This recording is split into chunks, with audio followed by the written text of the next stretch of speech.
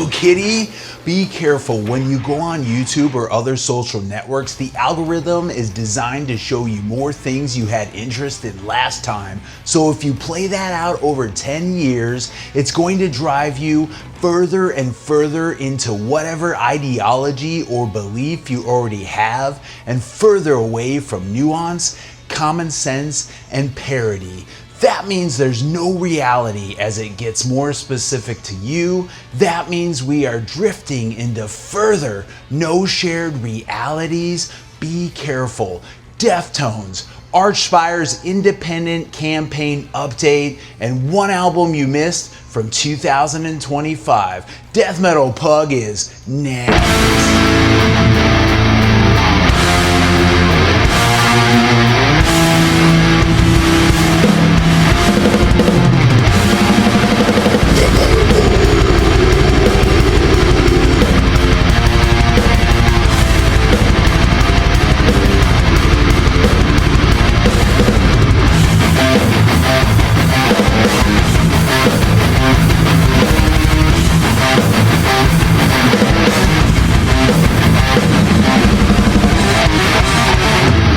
Welcome back to Death Metal Pug. I'm Machine Gun Puggy. I want to be a rock star when I grow up. The purpose of this is to have fun and talk about music. If for some reason we can help out your band, business, or project, please reach out to us at deathmetalpug@gmail.com. I'd like to thank Travis Ryan for being on last week's episode. The Deftones have a new album out called Private Music. I've listened to it and I like it. I'd never be pretentious enough to rank or rate a Deftones album after only listening to it for a few days though. I know modern Deftones, it takes a while to digest and kind of imprint on your brain. And sometimes when it does, it lasts forever.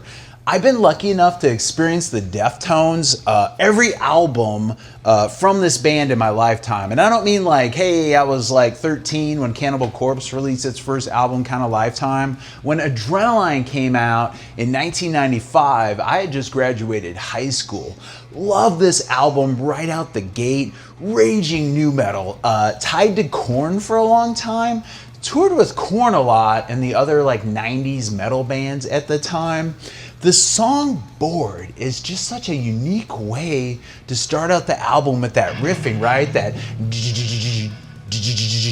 poignanted riffing is a strength that they've relied on even modern day, you know? Another highlight, the song 7 Words on the album. I remember this putting off a lot of folks back in the day when they would hear it, and they're like, why is he just screaming like, fuck, fuck, fuck, instead of suck, which, you know, the lyrics were obviously, but it's just such a cool rager, and was probably my favorite track on the album for a long time, and probably still is. Coincidentally, I believe it's about social injustice. The 7 words being interpreted as, you have the right to remain silent. The first 4 tracks on Adrenaline are just 10 out of 10. I'd also like to call out Engine Number 9 as a wonderful rager as well. I know my music app says Deftones are hard rock, but they started out metal. 2 years later, in 1997, they released the album Around the Fur. Do people know that the first 3 Deftone albums are like 10 out of 10? It kicks the fuck off with My Own Summer. Great song. The song Around the Fur is killer with just like the kicks starting the song. Just such a cool vibe. In college, at the time, I used modern, cutting-edge software to blend my face and my girlfriend's face together and layered the song Be Quiet and Drive over it. I got a good grade there and impressed my partner.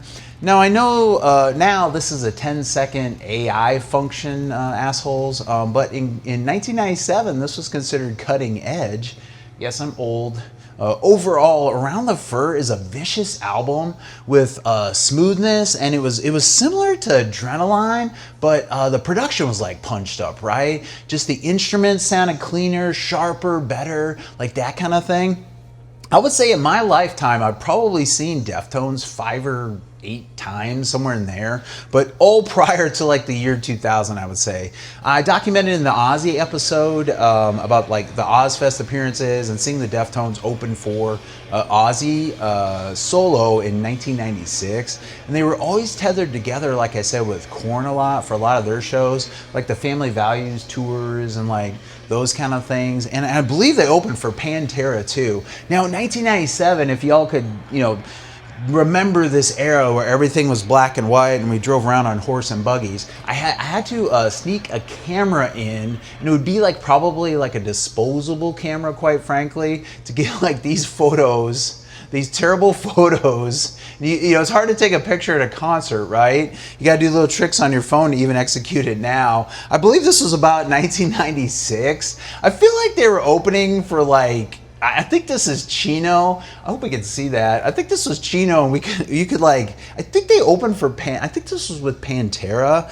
But man, shit's, getting fuzzy on me. And yes, these are obviously like terrible photos that it's not what you're seeing. They're already blurry and such. But Deftones were always such a great kind of band to see and everything. And Around the Fur is a great album. By the year 2000, I was full-blown deep into death metal, black metal, and, a little snobby yet still about those things. I was a little let down with the drop in aggression on the album White Pony, but at the same time, I listened to it a ton. It's an addictive album.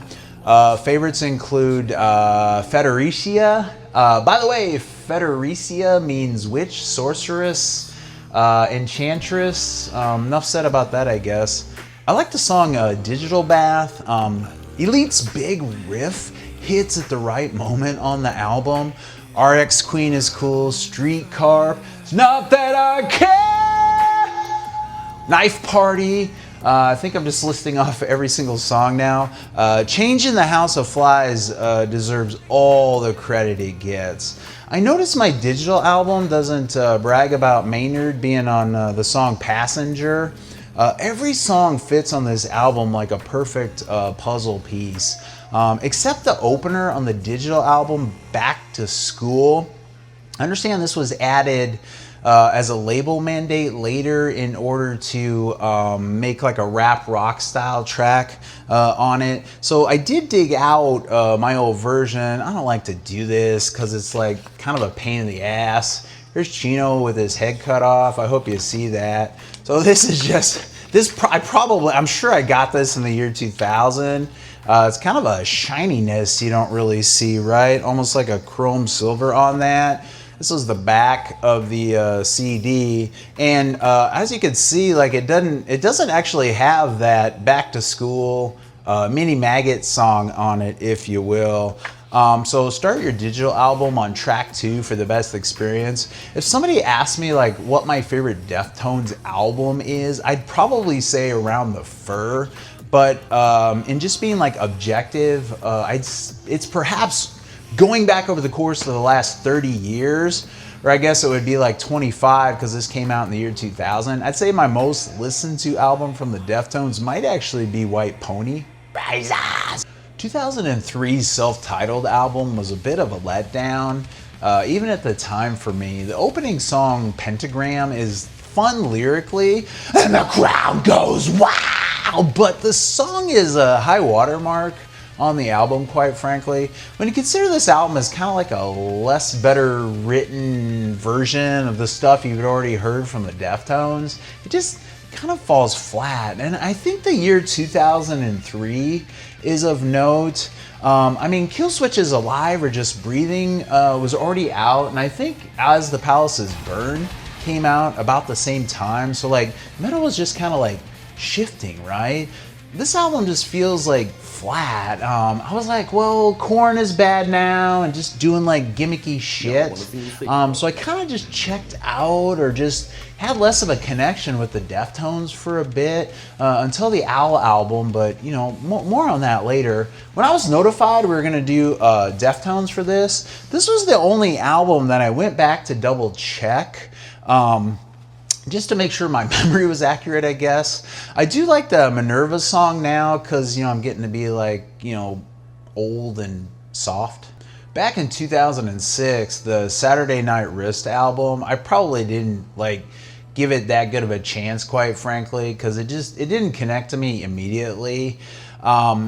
Even now today, there are big chunks of this album that I don't find interesting. The first song, Hole in the Earth, is hard not to like. It's hard to not sing that chorus right.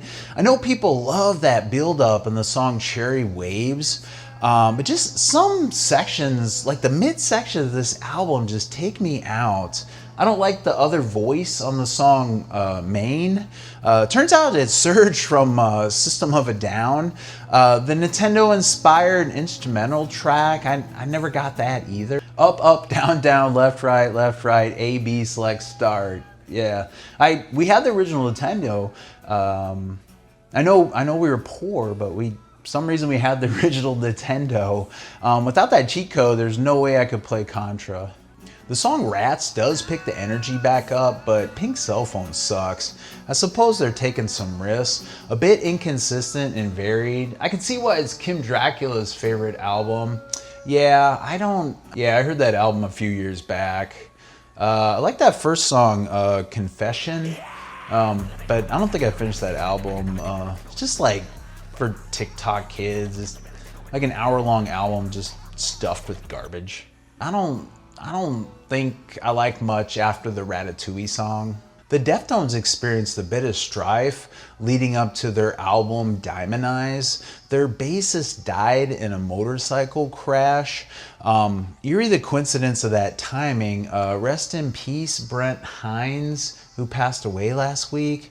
I think it's pretty well known, but they started a completely different album, but then scrapped it after their bassist passed away. I feel like this White Owl album, this Diamond Eyes album, took me by surprise with how good it was. I didn't have much expectations at the time for this, but you could not avoid the Diamond Eyes song. Just that huge riff on that album just grabs your attention. Other favorites are the keyboard controls, command control song's cool. The riffy start to You've Seen the Butcher, I really like that with the drum crashes. That's pretty cool. Rocket Skates is an awesome song.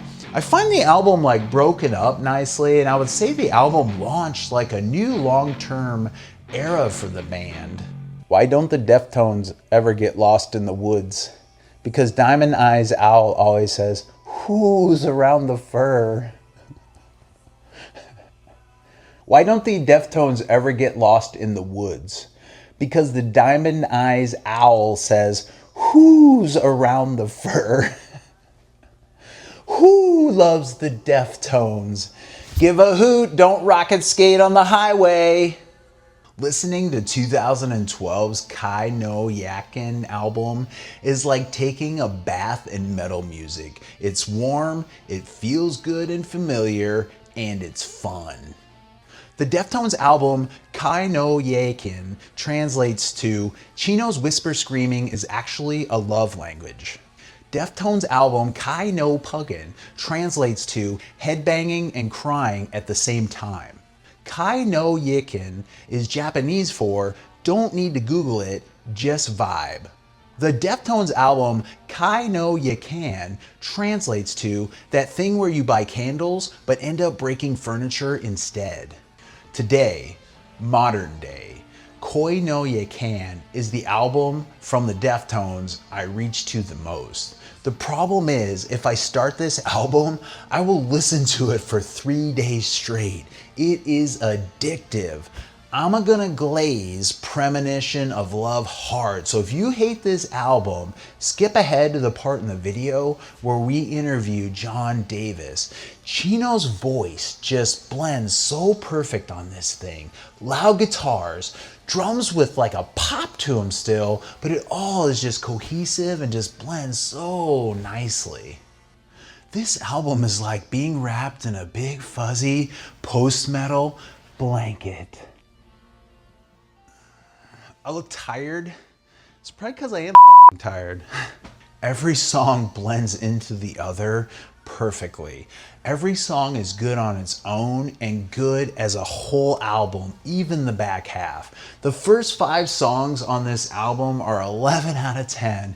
My favorites include Swerve City, Romantic Dreams, Leathers, Poltergeist, Entombed, Graphic Nature, Tempest. I like Gauze, Rosemary, Goon Squad, and I also like What Happened to You. Again, I want to take a bath in this album. 52 minutes, no drawn out crap. All killer, no bad stuff. About 3.5 years later, the Deftones released the album Gore. To me, it's a bit of a flat album. I'm kind of a rocker. I like the energy and heaviness of music. It's hard to explain, but if like Kainoyakin was a painting, it would be like a beautiful lake in the mountains. But Gore is more like a treeless prairie, right? It's still pretty in its own way, but just not as striking. A good example of this would be like what I think would be the heaviest song on the album, the self-titled track Gore itself. It has what sounds like crashing guitars at the end with a lot of like Chino screaming, but the edges are like kind of like sanded off of this thing, so it ends up like not being like a spiky ball, but more like a smooth wooden circle, if you will. The problem is this whole thing is just like playing dodgeball with a squishmallow instead of like an old school rubber like sting dodgeball, if you will. I'm going to be very diplomatic here and know that the Deftones are more musically inclined than me, so I think if I spent more time with it, I would see Gore's landscape better, but I can just never like really choose to do that over other albums or bands and things that I think would be more interesting. Thank you, Deftones, for releasing an album in 2020. A lot of bands just sandbag their albums during that time. Ohms is a great album. The guitars on this thing sound great, like an old school Boss Metal Zone kind of sound, not an H2M or sounding like a down-tuned computer or something. It probably is a computer, but at least it fooled me. It's a good mix of like down-tuned, fat, notes, but it's also kind of riffy at times. Like the third song, Urethra, just has like a cool kind of riffing to it. It's just that the timing of the riffs on that thing are just like a hair off time, and then you have to like kind of listen to it to feel the rhythm of the guitar because it's just like a little out of sync from the rest of the track, but it's just kind of cool when it comes in and scratches like kind of an itch I have on it. If Koi no Yakin was a bath, as I alluded to earlier, then track 2 Ceremony is a shower. It gives me goosebumps, this song. Cool vocal harmonies that are like familiar, but not always like Deftones' default familiar. Great song title and song in the track The Spell of Mathematics, coupled with Chino's ambiguous, often moody, interpretive lyrics. It's just quirky fun. Ohms is a little formulaic of modern day Deftones at times, I think you could argue. The song Pompage is a good example of this, I think. Good vocals on this album. I like the guitar driven tracks, right? Urantica, Radiant City, and Headless. You could probably argue the album's a little front loaded in quality perhaps. Tracks 1 through 5, I've already highlighted all of those songs except for the song Errors, but I like that one too. I should go back and spend some more time with this album. It's been a while. New album Private Music doesn't even bother with capitalization, and the first track, My Mind is a Mountain, kicks off in a modern Deftones way. Deftones, right, have always kind of been like the band that your girlfriend pretends to like, and I think that continues on this album for sure. It's hard to not like the harmonics on the song Infinite Source. The creepily titled song I Think About You All the Time is classic modern Deftones dreaminess. The following song, Milk of Madonna, is just a catchy, bouncy with just a classic great Carpenter riff. I'm on fire, Holy Spirit. I didn't realize the Deftones were like a Christian band, to be honest with you. This album bounces between aggressiveness and post-metal, like fuzzy dreams, right? Jury's still out on the last couple songs. Interestingly, the track Cut Hands starts in what I feel like is like a Rush like way. I get a Rush vibe, and then it gets moody and it gets weird towards the end, only to bring like the riff and its sweet chorus back to like close the song. And it's just it's chef's kiss. It's a good song. There's also the song Till Metal Dream. It's the Deftones. It sounds exactly like you think it's gonna sound, and it's awesome. You know, like any Deftones album, I need to hang with this for a few months. Right now, I don't know if I like it better than Ohms, right? I think it's a little more consistent throughout the album, where Ohms, like we were saying, might be a little like front-loaded on it. But I really just need more time to let it imprint on my brain and see like how sticky this thing's gonna be. Deftones are just a band where the melodies just hang with you for a long time. There's been Deftone albums where I've heard them for the first time and I've been kind of like, meh. And then, you know, as I listen to them and listening to them, I'm like, you know, wow, I really, really love this, right? And then there have been Deftone albums that I just love right out of the gate and continue to love, you know, for a very long time. And so far, Private Dreams, I liked it, you know, right out the gate. I have a few albums to discuss and probably one you haven't heard of. But first, let's go over the Archspire independent campaign updates. Archspire updates! We never did make that song, did we?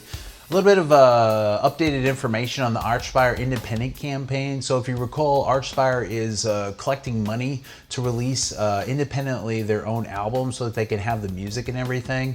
Death Metal Pug went ahead and sponsored that. What would the word be? Like donated. Basically a whole group of people are front loading the money so that they can go ahead and make and produce and create and distribute the album and everything. So what they did was they asked for that money through a Kickstarter campaign to fund everything. Hey, we want to show you the Archspire updates.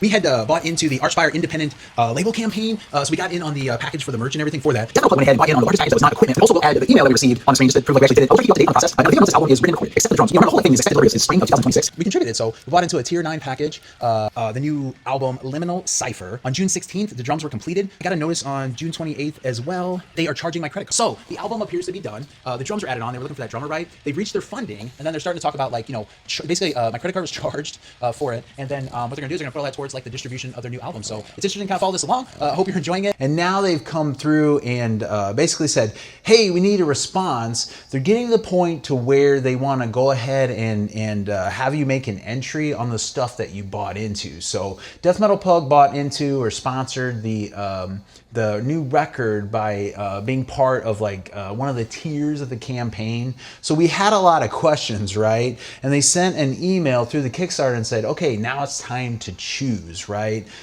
For example, one of the first things they asked about was like, choose the color of the limited vinyl edition that you want.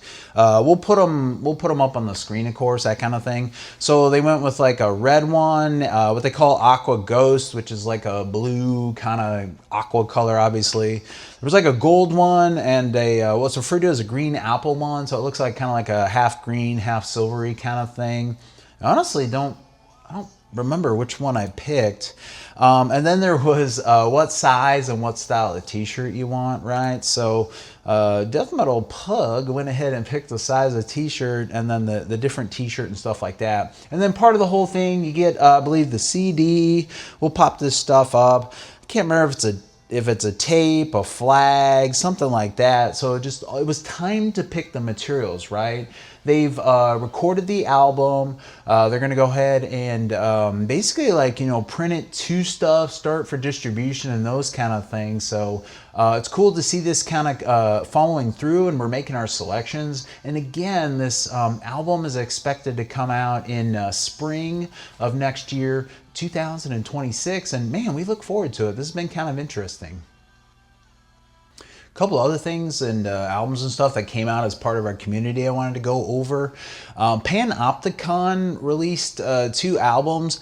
One is like a folk country album, and the other is a collection of stuff from the past, I guess.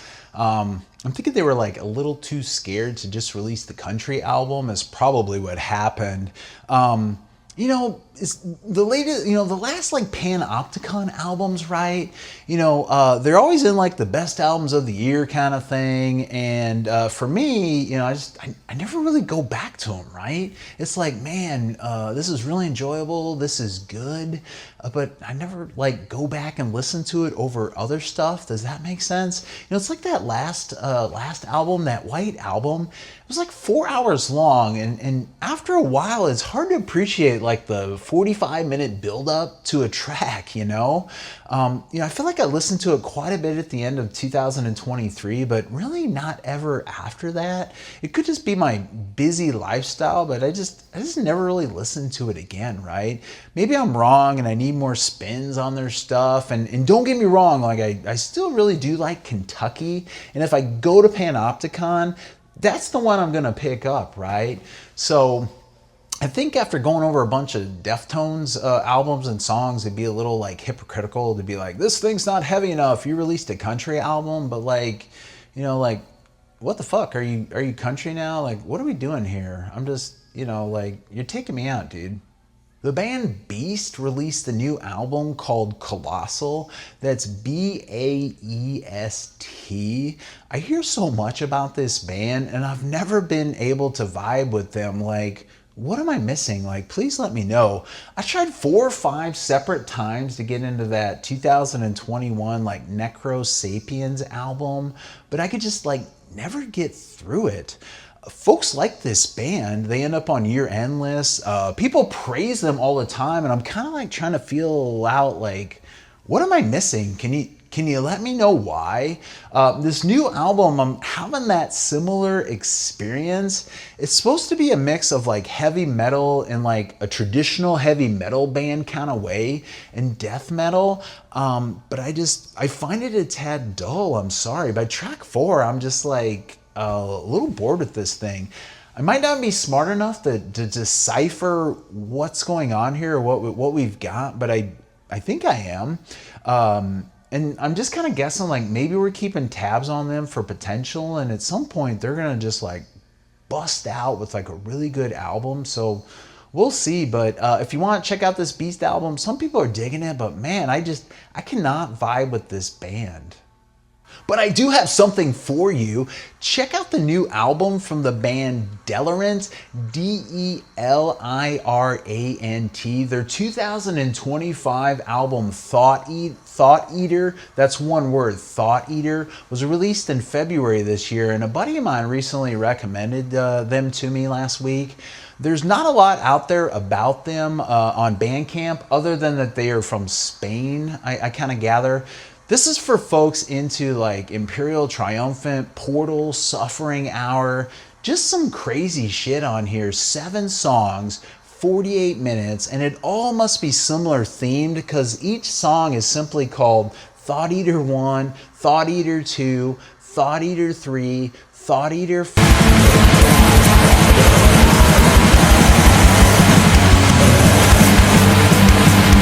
It's messy or like complex music like the mentioned bands, but once in a while it finds like a nice little pocket or groove, kind of like on the track Thought Eater 4. Check out Dèlirant's new album, Thought Eater. That's it! Death Metal Boom!